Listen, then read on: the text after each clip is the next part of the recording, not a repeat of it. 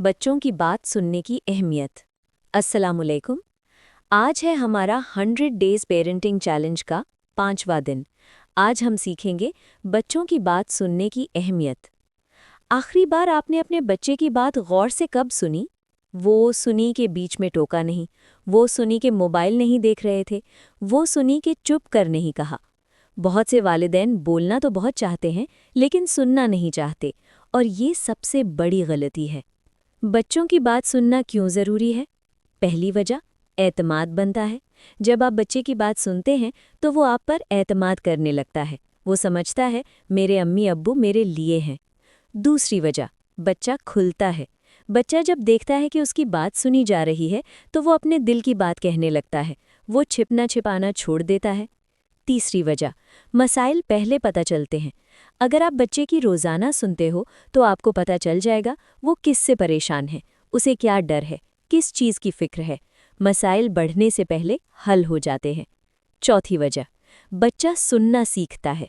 जब आप बच्चे की सुनते हैं तो बच्चा भी आपकी सुनना सीखता है। ये एक बाहमी ताल्लुक है।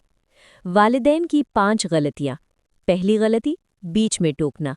बच्चा, अम्मी आज स्कूल में। माँ, हाँ तुम्हारे होमवर्क हो गए।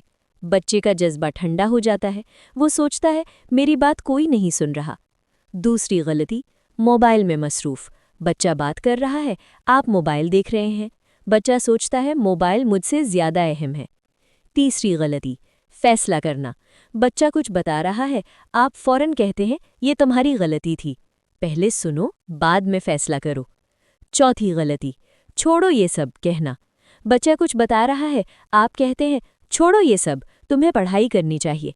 बच्चा सोचता है मेरी बातों की कोई कीमत नहीं। पांचवी गलती, हंसी उड़ाना। बच्चा अपना दुख बता रहा है, आप हंस देते हैं, ये तो कोई बात नहीं। बच्चा फिर कभी कुछ नहीं बताएगा। सुनने के 5 सही तरीके। पहला तरीका, पूरा ध्यान दो। बच्चा बात करे तो मोबाइल नीचे रखो, टीवी बंद करो, आंखों में आंखें डालो, पूरा ध्यान दो। दूसरा तरीका, बीच में मत टोको। बच्चे को पूरा बोलने दो, चाहे वो 1 मिनट बोले चाहे 10 मिनट, तब तक मत बोलो जब तक वो खत्म न कर ले। तीसरा तरीका, जज्बात को समझो। बच्चा क्या महसूस कर रहा है, खुशी, गमी, गुस्सा, डर। पहले जज्बात को पहचानो फिर बात करो। चौथा तरीका, सवाल पूछो।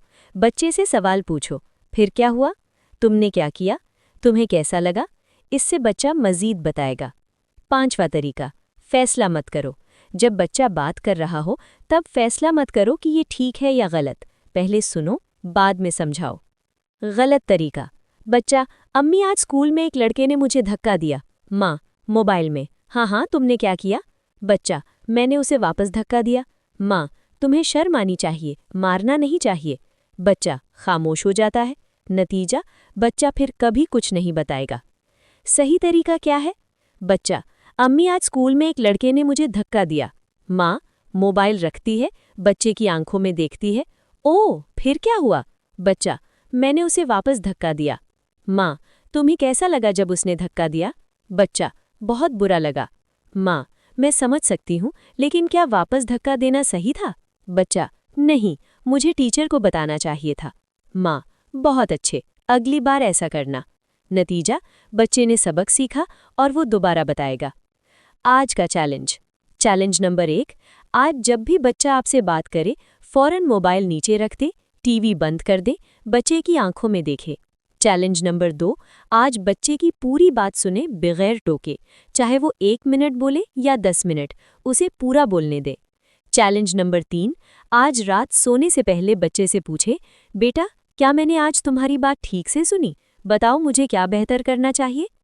आज की डायरी, आज बच्चे ने क्या बात बताई, क्या मैंने बगैर टोके सुनी, बच्चे ने क्या महसूस किया, मैंने क्या बेहतर किया, कल मैं क्या और बेहतर करूँगा। वालिदैन के लिए ख़ास बात, याद रखें, बच्चा आपसे सब कुछ बताना चाहता है, लेकिन वो तभी बताएगा जब आप सुनोगे। अगर आप आज नहीं सुनोगे तो कल वो किसी और को बताएगा, और हो सकता है वो कोई गलत हो। सुनने वाले वालिदैन वो होते हैं जिनके बच्चे बिगड़ते नहीं, क्योंकि मसाइल बढ़ने से पहले पता चल जाते हैं। आज से सुनना शुरू करो। अल्लाह पाक हमें अच्छा सुनने वाला बनने की तौफीक दे। ہمارے بچوں کے دل کی باتیں سمجھنے کی توفیق دے، ہماری سننے کی عادت ہمارے بچوں کے لیے رحمت بنے، آمین۔ تو دوستو، آج کے 3 چیلنجز: 1. بچے سے بات ہو تو موبائل نیچے رکھیں۔ 2. بغیر ٹوکے پوری بات سنیں۔ 3. بچے سے پوچھیں کیا میں نے اچھے سے سنا۔ یاد رکھیں، سنو گے تو بچہ کھلے گا، نہیں سنو گے تو بچہ چھپے گا۔ کل ملیں گے Day 6 میں۔ اللہ حافظ۔